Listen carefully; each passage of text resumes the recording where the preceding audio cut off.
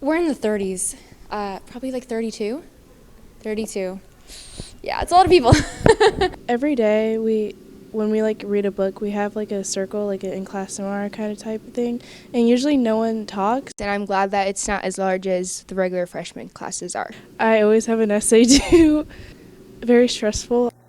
This is the average grading load for a sophomore English teacher represented in books. It's roughly 8,000 pages of student composition that have to be graded each year. And not only do these papers need to be assigned a grade, but teachers are also expected to provide feedback and comments on the assessment.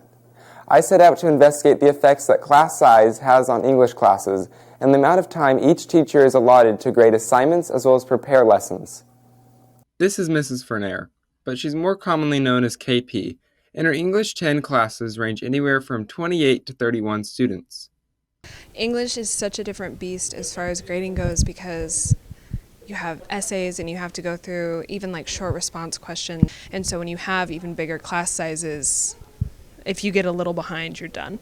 KP's concern about class size relation to a teacher's performance coincides with the National Council for Teachers of English recommendations on class size.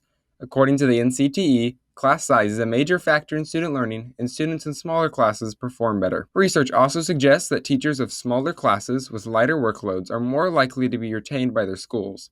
The NCTE also states that quality teachers are the most essential aspect of student success. Thus, if English teachers are smothered by stressful loads of grading, the research predicts that teachers are more likely to leave their profession altogether, leaving schools and students with less qualified teachers to choose from. And on weekends, I was grading all to get papers back in like 2 weeks, and then to get more and do it all over again. There was never a break. I could never go home and relax. I could never spend weekends doing anything I wanted to do. And at school, I felt like I was drowning under it all. Mr. Coffey, an AP English teacher, also expressed the same amount of stress of grading during his personal time. Past, I want to say 5 or 6 years, I've taught primarily a composition class. That course load is pretty extensive. So weekends are dedicated to trying to get as many of those done as possible, and evenings certainly. So yeah, it certainly impacts personal life. Class sizes in all subjects have increased since the 2008 recession when public schools lost funding due to a lack of property value, according to the NCTE. With an increase in class sizes, it may seem clear that the easiest approach to solving an issue of overcrowded classrooms is to reverse the trend by making more classes of smaller students.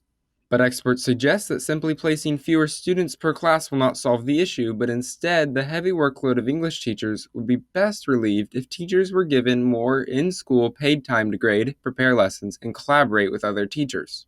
With Penn's current block schedule, where teachers give instruction for 3 out of their 4 blocks a day, many teachers like Mr. Coffey and KP find themselves not having enough time to grade, nor prepare lessons, nor conference with students individually. But the majority of my prep time is just spent grading. And even if I only spend like 6 minutes per essay, that's still, if I've got 31 kids in a class and then my other 28 kids in a class, like for each individual, that's a lot of time. You don't get through a lot in a single prep period.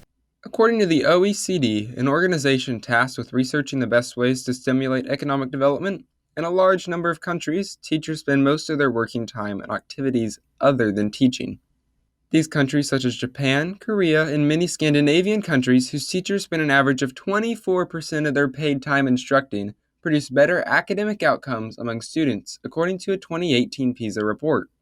In the past, Penn High School provided teachers of English with additional grading and preparation time. 10, maybe 12 years ago, teachers of composition were frequently assigned study halls, so that they would have one less class, so that they could handle the workload, the paper load. But English teachers need more time to grade. If we don't get more time to do the heavier workload grading, then we need some other form of compensation. In order to provide English teachers with one more study hall, Penn High School would need to hire 5 more teachers for the upcoming school year. But creating 5 new teaching positions requires substantial funding, and since many teachers have already been calling for higher teacher pay, a rapid increase of teachers would make those higher salaries more difficult to achieve. Ultimately, the issue of smaller classes, teacher pay, and paid grading time comes down to how the school administration budgets their funding. This is Ty Magruder reporting for PNN.